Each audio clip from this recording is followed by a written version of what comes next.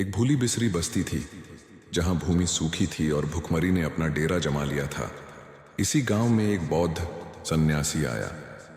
उसकी भगवा चादरें हवा में लहराती थीं, उसके पैर नंगे थे और उसके चेहरे पर केवल शांति और करुणा झलक रही थी।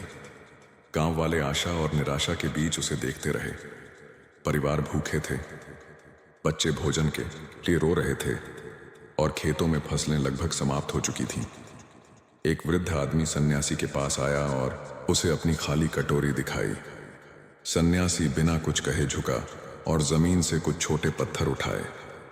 उसने उन्हें अपनी हथेलियों में लिया और अपनी आंखें बंद कर लीं।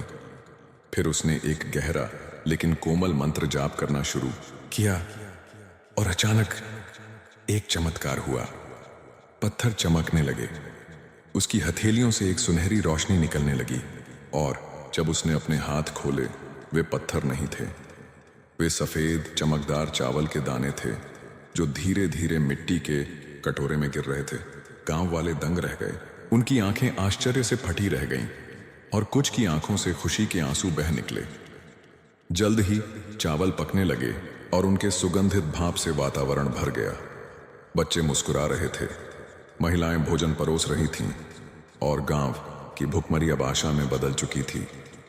सन्यासी ने जाने से पहले सभी की ओर देखा और शांत स्वर में कहा, सच्चा चमत्कार जादू में नहीं बल्कि विश्वास और उदारता में है। जो कुछ तुम्हारे पास है उसे बांटो और समृद्धि स्वयं तुम्हारे पास आएगी। और इस तरह उगते सूरज की सुनहरी रोशनी में सन्यासी अपने मार्ग पर आगे बढ़ गया और गांव, जो अब कृतज्ञता से भर गया था, कभी भी उस चमत्कार को नहीं भूलेगा जिसे उन्होंने अपनी आंखों से देखा था।